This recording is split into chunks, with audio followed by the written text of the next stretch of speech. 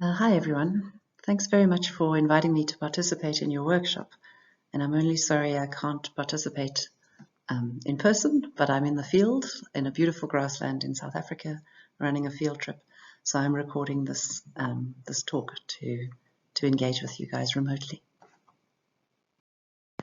So I'm not sure quite who the audience is in this workshop, but I'm told it's a range of people, not only scientists, but also fire practitioners and conservationists. So I thought to get us on the same page, I would start talking around discussing how I like to talk about fire as if it's like rainfall. Because we don't ask, do you have rainfall in your ecosystem? We tend to ask how much rain and what sort of rain. And in the same way, it's kind of meaningless to ask, should we have fire in this ecosystem? A more useful question is to say, how much fire do we expect in this ecosystem, and what sorts of fires burn through a particular ecosystem? So this discussion is particularly pertinent for Africa because Africa burns a lot, as you can see from this global map of burnt area. But the fires in Africa are not particularly intense or hot. They tend to burn in quite a cool fashion compared with fires in other parts of the world. And that's because they're generally burning through dead grass. Grass that accumulates and grows during the wet season, and then in the dry season, it ignites and burns. And then afterwards, there's new green grass for the animals, and these fires tend to help control the trees and keep our systems open and grassy.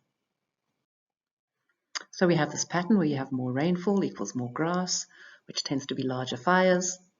But because green grass doesn't burn very well, it really matters how long the dry season is. So more long dry seasons, more fire. So we have basically rainfall controls the large-scale patterns of fire in Africa. In really the wet tropics, it's too wet for it to be a lot of fire. There's no dry seasons. In the dry areas, there's a lot of long dry seasons, but not enough fuel to burn. So we have this system in the middle where there's enough fuel to accumulate and long dry seasons, and that's when fire tends to spread. But this type of fire depends on the climate and the vegetation and the people. And we can control some things about fire, but we can't control all things about fire. So the maps I've been showing you are maps from satellite images, and satellites have been looking at and measuring fire for only a couple of decades. So it's an important question to ask whether the patterns of fire that I'm describing today, whether they were the same in the past. So we know that there's been substantial burning in the tropics for about 8 million years. And this is long before humans evolved. So we know from charcoal deposits in ocean sediments that around 8 million years ago, there was a massive increase in charcoal flux, which must have been caused by terrestrial fires on land. Here's another graph showing how the charcoal flux increased about like 5 to 10 million years ago. And the main contributor to that is the spread of anthropogonoid C4 grasses, which also spread at the same time, because these are the things that make our systems flammable. So we know fires have been around for an awfully long time, way before humans evolved. But we can only speculate about what those fire regimes looked like. So I'm going to speculate here based on my understanding of how the ignition patterns change through the season. We know lightning was the only real ignition source, and lightning is seasonal. Lightning starts at the beginning of the wet season. So in my ecosystems in South Africa, the wet season starts in around November, December. And before that, you start to get these dry lightning storms.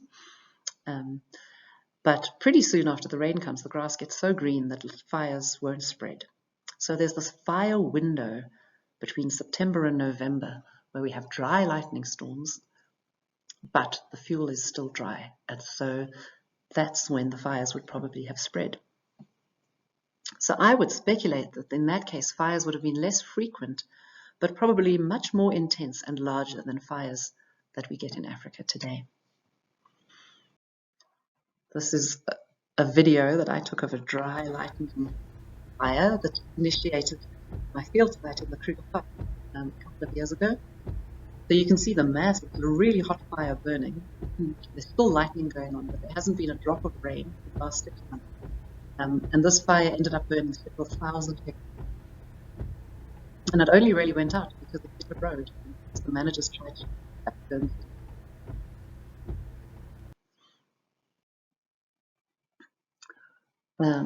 So we've talked a bit about, speculated a bit about how fires would have looked before people. But we know that people evolved the ability to use fire and ignite fire pretty early on. About 1 million years ago, potentially they could have used lightning fires.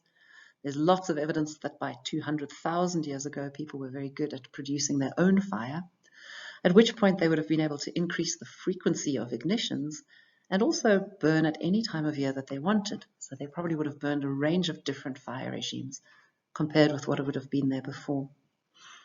More later, about 10,000 years ago, pastoralism came to Africa, and that's when humans would have been able to affect fuel connectivity and altered the spread of fire as well. And just some pictures about that. Like once you have people in a system, they tend to make the fuels less connected.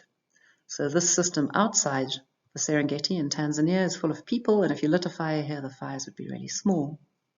This is a photo I took inside the Serengeti National Park, and a fire lit here would be able to burn for many hundreds of kilometers. People also have increased the amount of grazing in many ecosystems. And when cattle eat the grass, it means there's no more fuel for the fires. So in many places, fire becomes almost excluded from the system because there's no fuel for the fires to burn. So current human fire regimes are probably really different from what they were in the past. And this graph was given to me by my colleague Paul Laris, who's done a lot of reading and thinking and talking to people about how they burn. What he finds in West Africa, and this is replicated in other parts of Africa, is that burning starts as soon as the landscape is flammable. So the moment the rains stop, people start to burn the systems that dry out the quickest on the crests.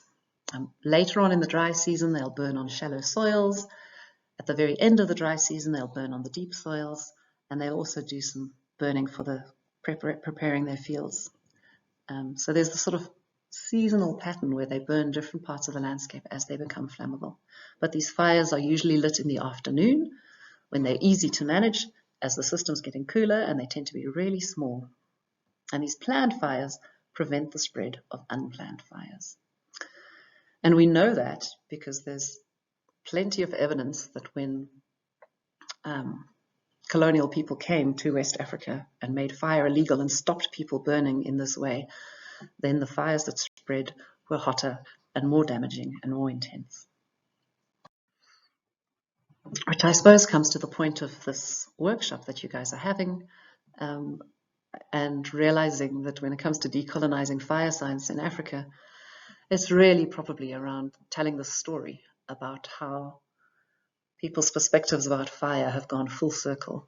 Like colonial people came in, and many countries in Africa, fire is still illegal, even though we have, this is a photo taken in Mozambique, no burning, but basically the same site burns every year. So there's this attempt to suppress fire, even though it became pretty apparent that suppressing fire is not at all possible. And it also became apparent that it wasn't ecologically or socially desirable. Just a small diversion to talk about the ecological appropriateness of fire and to describe some really beautiful, unique fire adaptations we get in our African systems. This is a picture of a nest of a bronze-winged courser. It's also a picture of a post-burn landscape. These are little grass tussocks with new fresh green grass growing after the fire. I'm going to zoom in on the nest so you can see this is a little bronze-winged courser chick. And you can see that the chick of this beautiful bronze-winged courser looks just like a burned grass tussock. And the eggs of the bronze-winged courser just look like a bit of ash. So this bird has adapted to the fire in these ecosystems to the point that it actually needs the burn scars in order to successfully raise its young.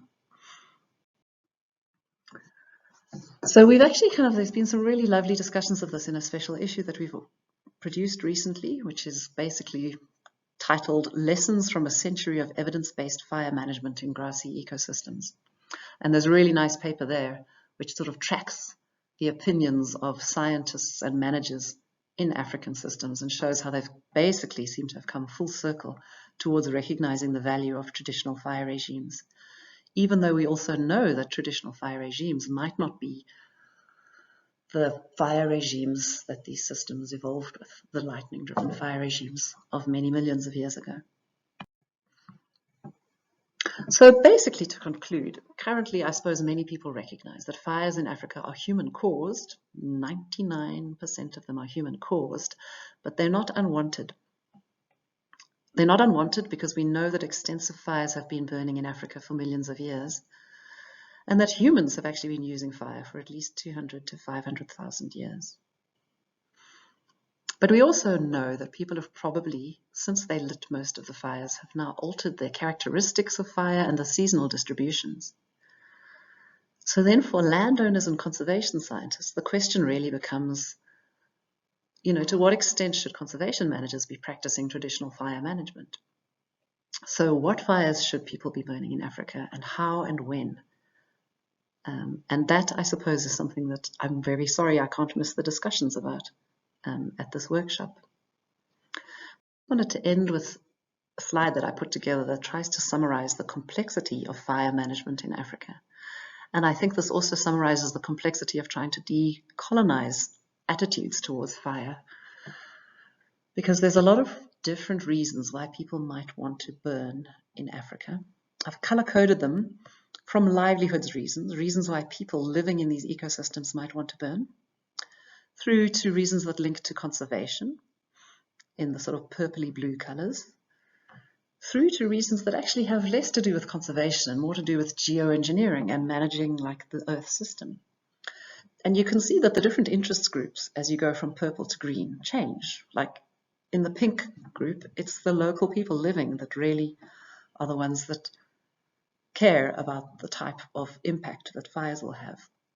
As we move to green, to geoengineering, the interest group is the whole world. It's like if we want to change the way we burn in Africa to store carbon, that's a good that will be the whole world will benefit from. But if it has bad consequences for the people living in Africa and bad consequences for the organisms like the bronze-winged courser that are living in Africa, then that's something that we really need to put on the table.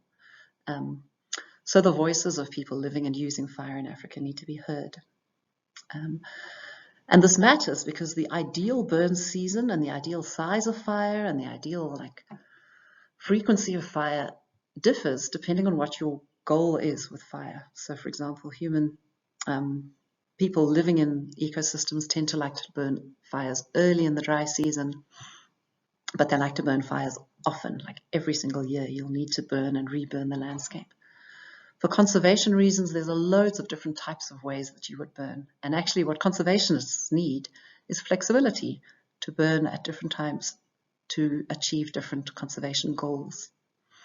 But when it comes to geoengineering, there's a sense that less fire is better because fire emissions are increasing the greenhouse gases, even though in Africa that's not really true because the fires that we burn this year, the fire emissions regrow the next year.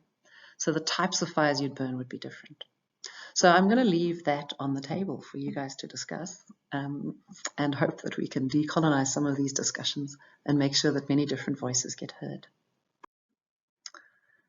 I just added this slide in to point out that there is no one perfect fire regime, and often just a diverse range of fire regimes is going to be what the birds and the mammals in the ecosystem and the people probably will find the most appropriate. So thank you very much for listening.